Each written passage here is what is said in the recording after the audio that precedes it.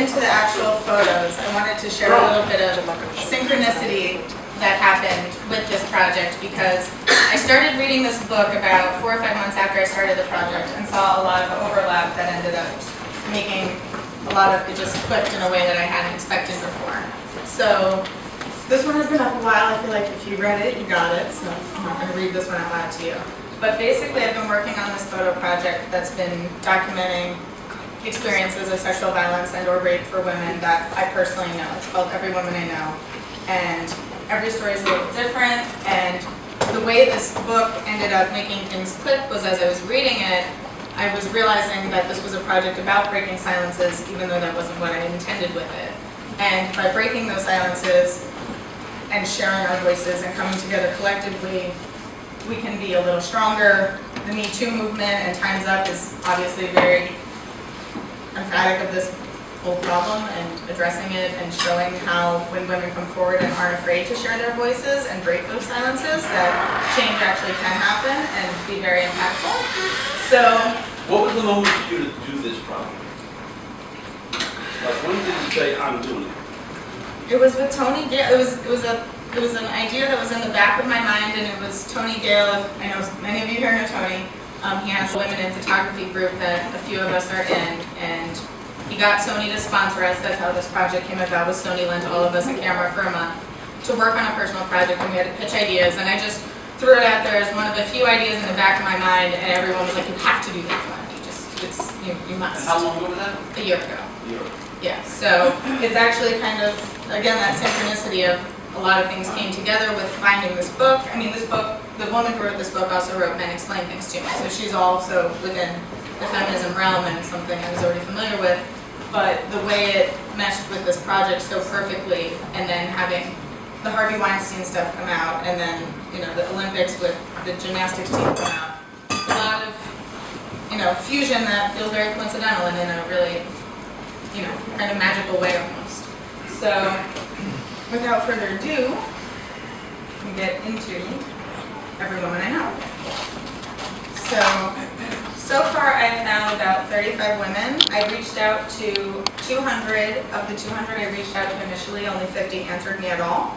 I didn't blame them though, because I was just saying I would protect identities when I was developing this. Now that people are seeing the project and seeing that it really is very anonymous, a lot more people are, you know, people who told me they weren't willing to participate are now coming forward.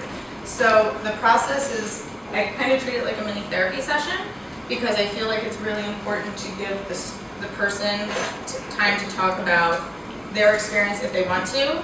The way I treat it is opt-in entirely. Everyone gets photographed anonymously. The people who are willing to do a public portrait get photographed both ways. I give them a questionnaire that they can, you know, fill in the questions they feel comfortable responding to. And I actually had one person flip her questionnaire over and start writing her story. And that was when I realized I was still structuring it too much. So now I also give them paper to tell their story in their own words. Because again, that going back to silence and breaking it, I think it's really important to make sure they get to tell their story the way that they want to. So was that hard for you to break out of what you had thought you wanted to go with somebody else putting more in? No, everything has actually been, everyone I've shown the project to, you know, I've been shopping it around with trusted friends and family, and everyone who's had feedback has honestly had really valuable feedback and just further enhancing the project. And this whole project wouldn't be possible without the support of the community, between photographer friends lending me their studios, PhotoCare and Cliff Hausner from ProPhoto, both have been lending me lights to produce the project. Sony, you know, borrowing Sony cameras from friends because I have a Nikon camera and I'm a little OCD about shooting on the same camera. So it's been very much a support-driven project, and, you know, I couldn't do it without the participants. So that's kind of how it rolls. So this is part of the story. So this particular person, you know, she went, when she just had turned 21, she went out drinking with friends that she thought, you know, she could trust. And, you know, there was a lot of alcohol that night, and, you know, a very standard story for, you know, women who encounter this kind of situation and who are taken advantage of. And it wasn't some back alley situation. It was a high school friend of hers, and she thought he would take care of her. She thought he was offering her his room when he said, "Oh, you can sleep in my bed." And then he followed her in, and he did what he wanted. And because she was so incapacitated, it wasn't really a fighting situation, it was more passive kind of thing.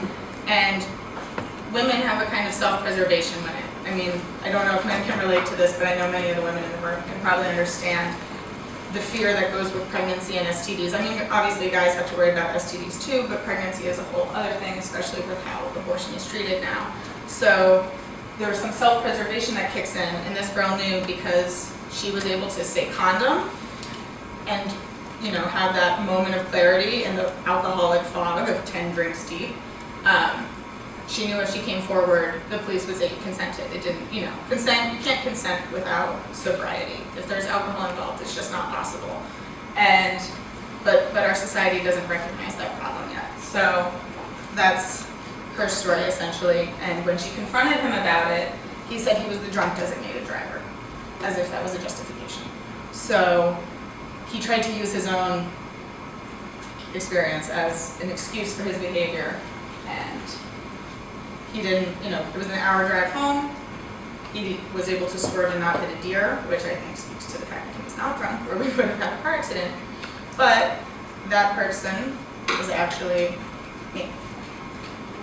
So I didn't feel it was fair to ask anyone else to participate in this project if I wasn't willing to do it myself.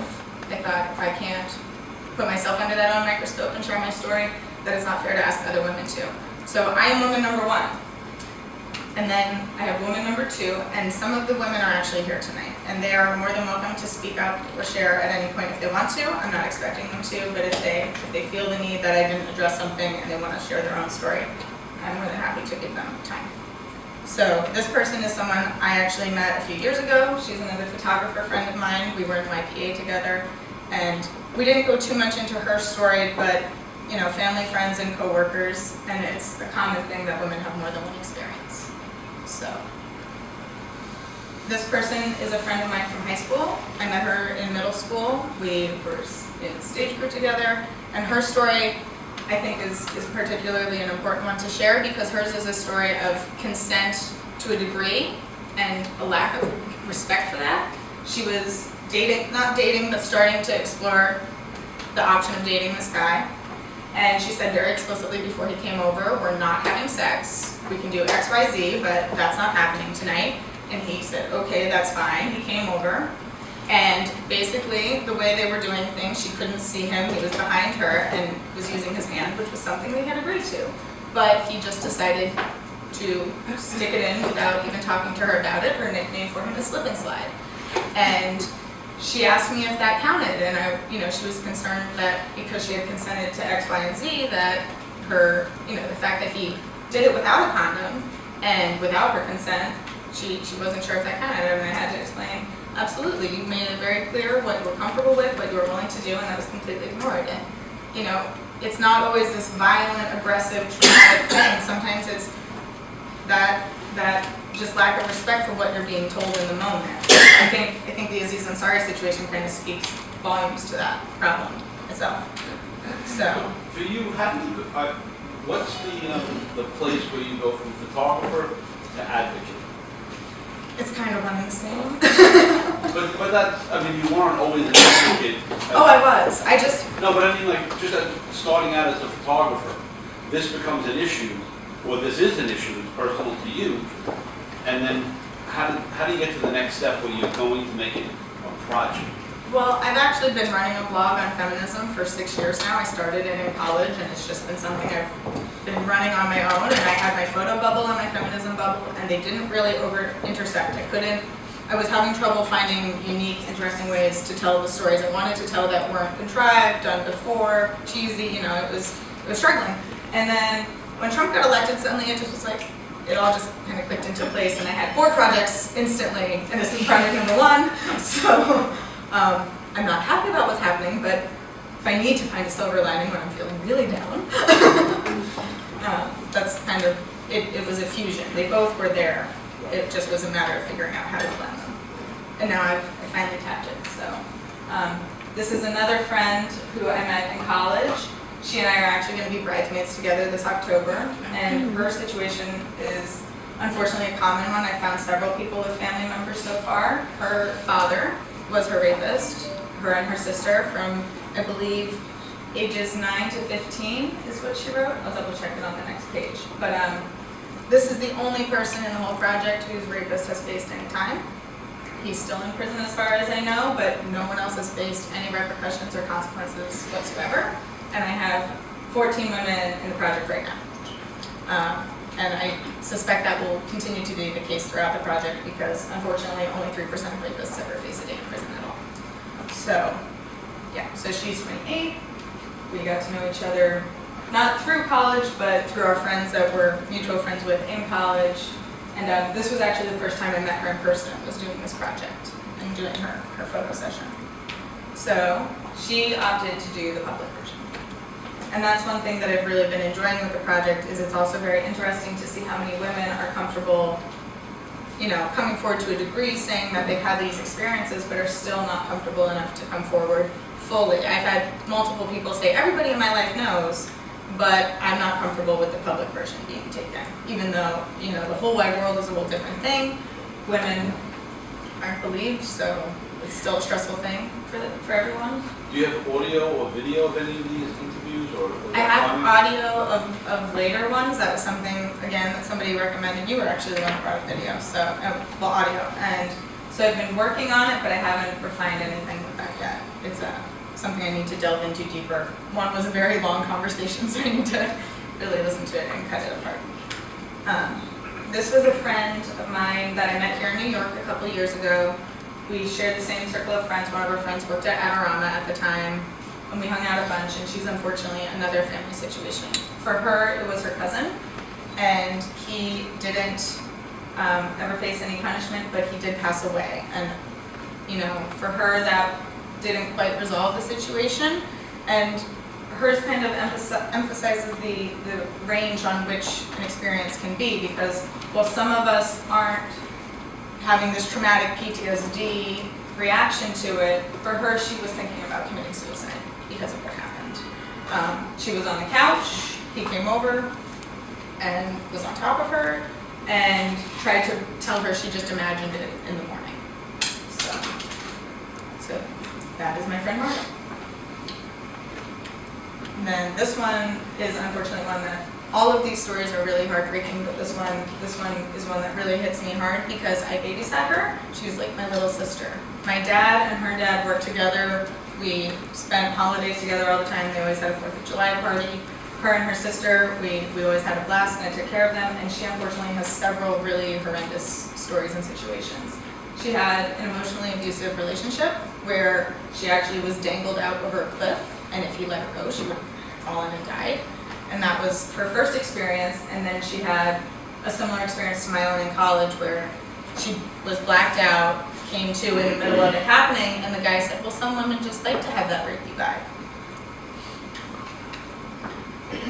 And she's a few years younger than me, so, you know, to hear that something like that had happened to her, just, you know, that I couldn't protect someone in my life that I used to take care of and, you know, keep her safe for her parents, I feel like I failed in a way, even though there's not much I could have done about it at the time.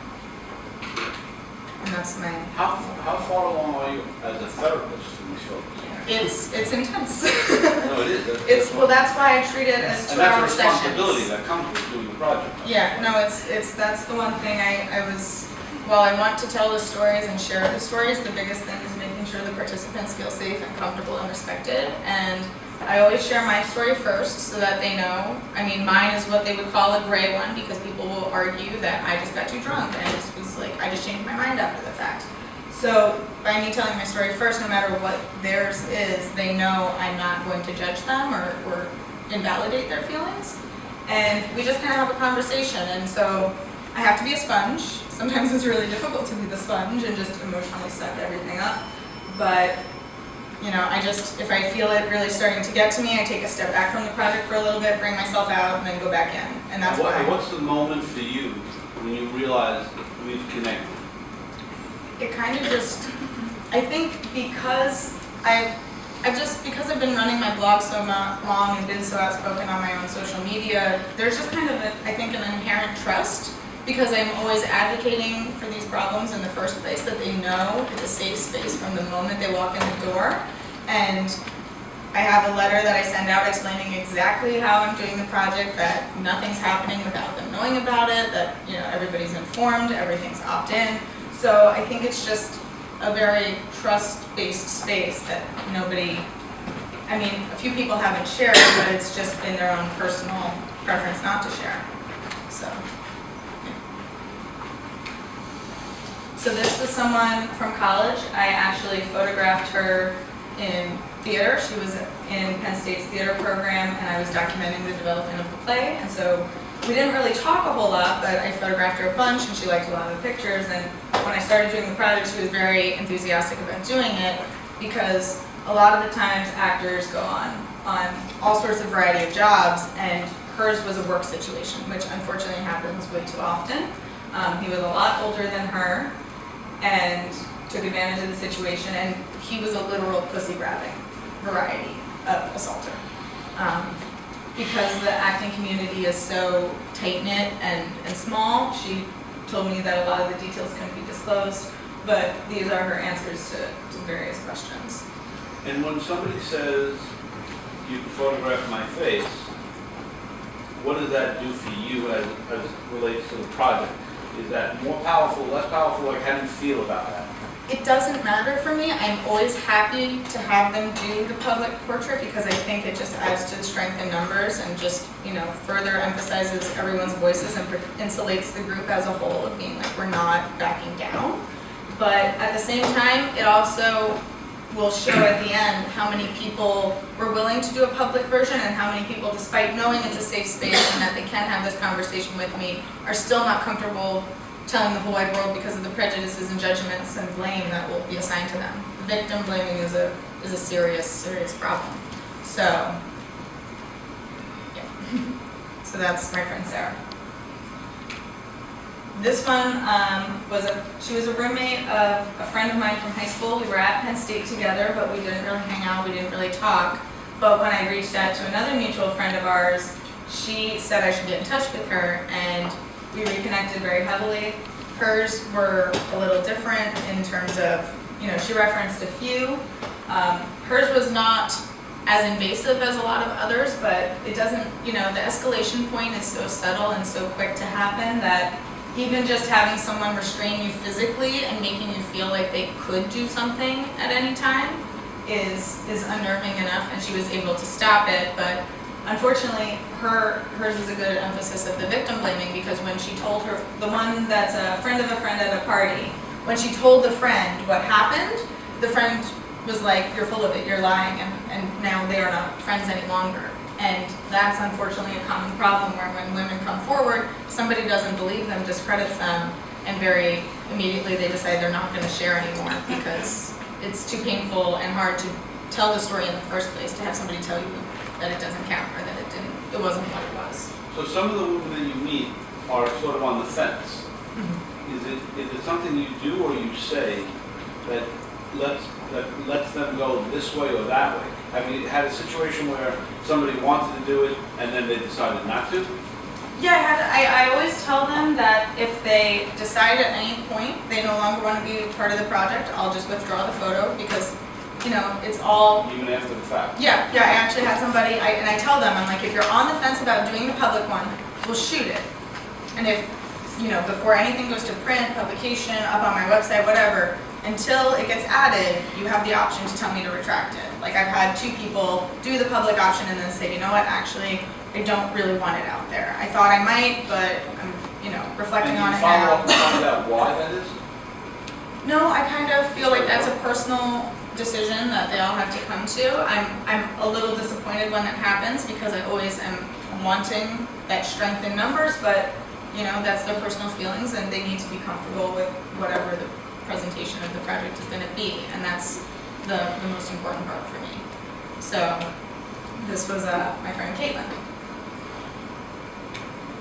And then this one is another family situation, not as invasive either, but basically a cousin asking another cousin, do you want to do stuff? And he was a lot older than her. It made her a lot more uncomfortable than she was prepared for, and she ended up avoiding that family member for a number of years. And She had a few experiences. That was the only one she really verbalized to me, but she referenced a few throughout, and she's actually one of the older participants in the project. That's one thing I found to be interesting and slightly frustrating, is I know that the older generations have just as high of numbers, if not higher. The statistic is 1 in 3 to 1 in 5, depending on any given time. But I'm having a lot more trouble finding older women to participate because there's so much more stigma than my generation has been facing growing up. Even though we have just, mountains and mountains of it, it clearly doesn't compare to what past generations went through, and they're even less willing to come forward, which is the one frustration I have, is that it's not showing, the range of how it affects all women of all types. But that person is actually my mother. And then getting into that diversity, this is one that I think is a particularly special one to share, because this project is obviously heavily white female right now, white cis female, because I've been asking my friends, and it's just happened to be the friends that are willing to come forward right now. But this person actually happens to be a trans woman, and it addresses kind of a lot of the additional problems with it, because trans women face even higher percentages of, it's more about 1 and 2. It's like 47% of trans women have an assault or rape at some point, and black trans women in particular have the highest murder rate of any of the communities. So there's a lot of intersectionality, which is something really important to address, because even black women that are cis black women, they face the highest numbers, being Hispanic and then white. So it really, it affects all communities, but it also affects them in greater severity depending on how marginalized that community is.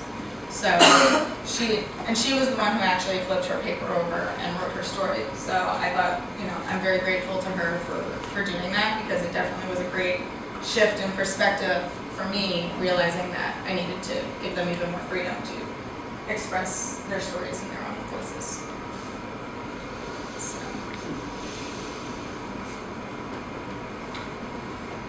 And she's actually a model. That's how we met. She was in a fashion show that I was photographing, and we connected on Instagram because, I wanted to support her and tag her. And we didn't really meet in real life until this actual shoot again.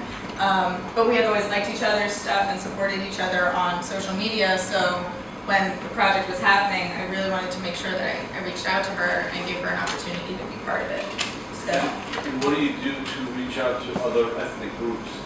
The parameters of the project are every woman I know. So I just have to know them.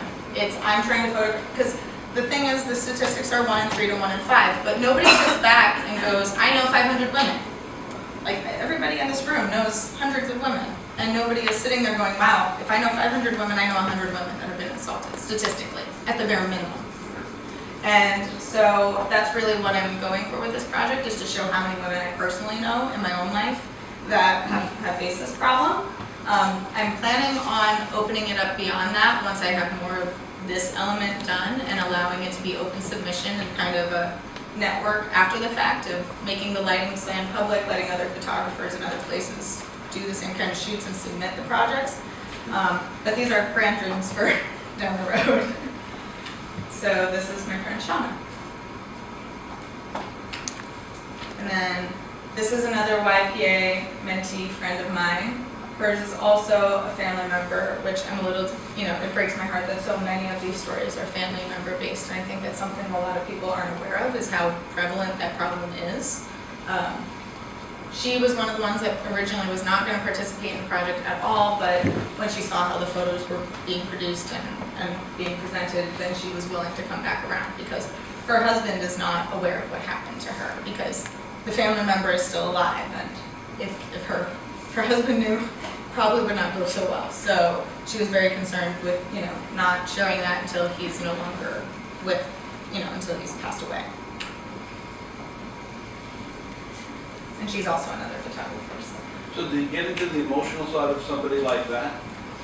It depends on each person. Like Marta, the one woman who was her cousin, she started crying during, like not sobbing, but yeah, she got emotional. Other people are like me, where it's like, it happened, I've dealt with it, this is my story, and this person is the exact opposite. you know, from Marta. She's very like, she's matter of fact about it, she's angry about it, but she just wants to change the status quo of it, and is very outspoken, and I have to give her a lot of credit because she basically, I knew I could reach out to her and that she would be part of the project because she had the guts and gumption to actually write her whole story up in a Facebook post and just put it out there for everybody at once because she decided it was far more important to share what happened to her than to be silent about it, and that was probably 2 years ago. So it happened far before I started the project, and she was one of the people that helped me feel more comfortable to come out and say. And that's one of the things about the project is the more women come forward, the more women feel comfortable to tell their own stories. And do most women keep their hairstyle exactly the same way, or some of them change it just because of, I want to be a little bit different? I let them bring their style the way they want. Sometimes I'll say, let's put it in a ponytail, let's see how it looks, and we'll just play with it. And I'm saying, do they do it so that you really can't tell exactly who I am? I let them choose their photo. I let them look at it. I do have to black out the faces actually in Photoshop because even without the mask, you can still, if you screen grab the image, the face shows up even though in a normal display you can't see the face. So I have to black out everybody's faces anyway to make sure there's no way that their identity can be revealed, and they get the final sign off. We just shoot until I like one and they like one, and we're like, okay, that's the photo then. So that's how we approach it. So she had another situation that was the same kind of blackout and, victim blaming, where it was her ex who blamed her. They were no longer together, but they were still best friends. She didn't even know anything happened, and he was the one that basically told her what a horrible person she was, and so she never felt the need to come forward after that for several years. And she also had a coworker situation of the same variety. So, and she and I met through, so I played flute in high school. She went to a different school district, but we both played flute, and it was a touring musical band that toured Europe, and we got to know each other over that summer, and we just stayed Facebook friends ever since then. That's the one thing that I'm grateful to the project for, because even though it's emotionally challenging, it's given me such a beautiful opportunity to reconnect with so many women in my lives that I've lost touch with, or that we haven't made the time. She and I talked about hanging out several times because when she's in town, she's only a town away from my hometown, but we just never prioritized it. And this project kind of gives me an excuse to make time and catch up and really reconnect with people in my life that I've lost touch with to a degree. And so that's my friend Alec. And then this person is also another photographer. There's a lot of other photographers in this project. She didn't really go into too much detail with me. She wished to be anonymous purely, so she just shared very vague, we didn't really go into her story too much, but she was very adamant about being part of the project and supporting it, and hers was a stranger. So. Yeah, and so basically in closing, I didn't want to leave you all with this really depressing subject matter. So hopefully with the way the tides are turning now and with the vocalness that's being developed, with the movements in place, we'll continue to break these silences and share these stories and get to a point where it doesn't have to be a point of shame anymore. So yeah.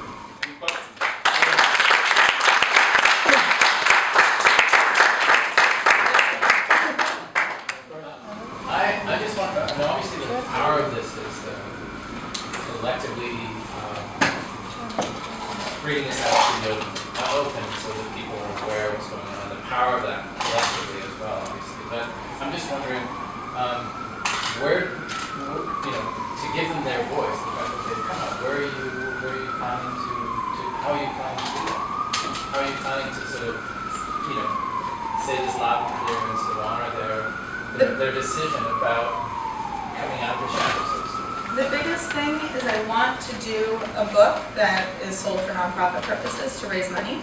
I'm still in the process of planning that. I'm actually going to try to do a crowdfunding campaign in April because April is Sexual Assault Awareness Month and really bring some attention to it. I'm hoping to get more portraits done between now and then to just have a bigger bulk of women represented and just I've been submitting this like crazy to all sorts of exhibitions, competitions, gallery, all sorts of opportunities, and seeing where it goes, but trying to get the work out in whatever way I can. I have a daughter, 24 years old. I thought it was awesome. But I would like to see you do something, add something to it. And I love your approach with the silhouette. We don't see the person's face. And like Liam said, give them a voice. I would love to hear, even if it's not their voice, if you can change it in film or video, keep the graphic the same, but give them the voice. No, I have do a short. If you did 5 people, just do a short. It would be really powerful. No, I've been, audio is something they're not quite as comfortable with because it's a little more identifying. It's but I've important been, to what you're doing. No, it's a plan to go back. I have about 3 people that I've audibly recorded. The audio didn't come up until I had done about, this was basically the first wave. And I'm going to continue reaching out to women because I know by the time I finish this, there's going to be hundreds of women participating most likely. So, because of 50, I got 35. So the ratio is pretty heavily skewed. Yeah, Kathy. I think his point about giving video, even if you tell your story in your own video, that could have some prominence, but the fact that you have given these people the ability to release and to go on and to move on and to become strong in their life and not feel the challenges that they felt before is, in addition to your work being very amazing, it's freeing them from so much that's going on in their life, which is I hope seriously important. I hope that's the case. I know for me, I didn't realize how much I still had to work through my own until I started doing this, and then realizing every time we shared stories, I felt a little bit lighter. I hope they've felt the same way, having that space to get it off their chest and say what they want to say and tell it the way they want to. You said that when you're finished with this, when do you feel like you're finished? I'm never going to be finished with this. I'm meeting you right now, so it's one of those. Of course, I would choose a lifelong project this early in my life, but goals. Yes, Lynn. So you said that there's a statistic that we've all probably heard before that 3 to 5%. I'm sorry, 3 to 5 women, right? What have you found? 1 in 5. Oh, I'm sorry, 1 in 3 and 1 in 5. What have you discovered as you're doing this project? Have you discovered that that's been true for all the women you know? Well, of the 50 that answered me, 35 were yes, they could participate, and yes, they were willing. So totally fitting within the numbers. I had 3 women who could participate, who declined to participate, and everybody else was a no. But as I continue to reach out, I'm going to follow back up with the original 150 that never answered and say, hey, here's the update. Now you can actually see what the project looks like. If you do decide you want to be a part of it, let me know. And I'm still, I just went through my Facebook list and just sent messages to friends. And so it was a very, small subset of my social circle. And now I'm going to have to start doing emails and reaching out to, people that aren't on my social media that, and see how that continues to be reflected. So you just reached out to every woman that you knew, told them you're doing this project, and it was like a deluge of response. Yeah. Wow. Basically.